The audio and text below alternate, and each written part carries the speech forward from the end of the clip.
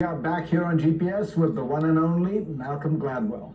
What about these college ratings? What did you find about how it affected or how it dealt with historically black colleges? Yeah, so I have been obsessed with the U.S. News rankings for many years. Like you, as a non-American, I came to this country largely ignorant of the higher ed system, and I've come away from my time here with the impression that it's nuts. It's completely crazy. And one of the things that's crazy about it is that we insist on using as our benchmark for assessing the quality of colleges this thing called the U.S. News rankings. So I decided I would investigate the algorithm that the U.S. News uses to rank colleges. And it's sort of quasi-secret. So I found some hackers at Reed College who had hacked their way into the algorithm. And we proceeded to play a series of games. Let's just find out. So one of the things I did, and this is actually not funny, it's quite disturbing. One of the biggest variables in the U.S. News ranking is what they call the peer assessment score. So this accounts for more than any other variable in the ranking. And they send a questionnaire to every college president in the country and have them rank the academic reputation of all the other colleges in this country on a scale of 1 to 5.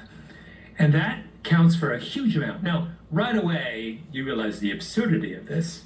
So if I'm the president of a university in Manhattan, I am ranking, Brigham Young on a scale of 1 to 5. Now, with all due respect to the rabbi who runs yeshiva, I am quite sure he's never been to Brigham Young, and I am quite sure that the Brigham Young guy has never been to yeshiva, right? Can we just stipulate that? They don't know anything about each other. And yet, U.S. News is asking them to rank each other on a scale of 1 to 5. This is absurd.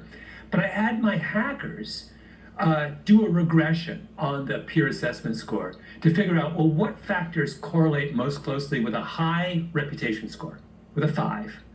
And the answer is, if I take just 3 variables, the size of a school's endowment, the amount of money they charge in tuition, and the number of white people on campus, I can predict the U.S. News reputation score with 91.3% accuracy.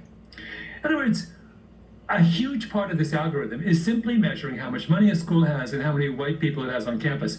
That does not bode well for example, for a historically black college, right? Which by definition doesn't have a lot of money because it's serving a population that's at the other end of the socioeconomic scale, and that doesn't have a lot of white kids on campus, and that by design charges a low amount in tuition because they want to be affordable for kids. So we have a system that is systematically impoverishing schools who want to provide educational opportunities to poorer kids, and that is rewarding schools for no other reason than the fact they have a lot of money in the bank and that they admit a lot of rich, wealthy white students. I'm sorry, but that is absolutely preposterous.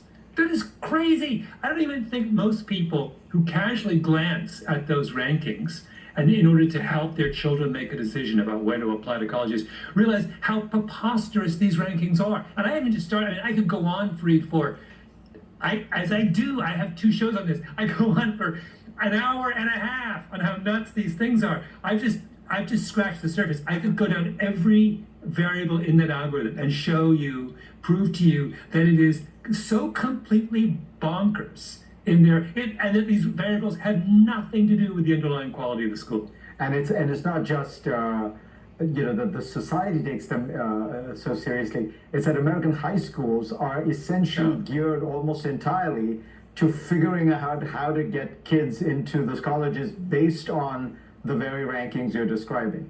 Anyway, we have to go on because I have to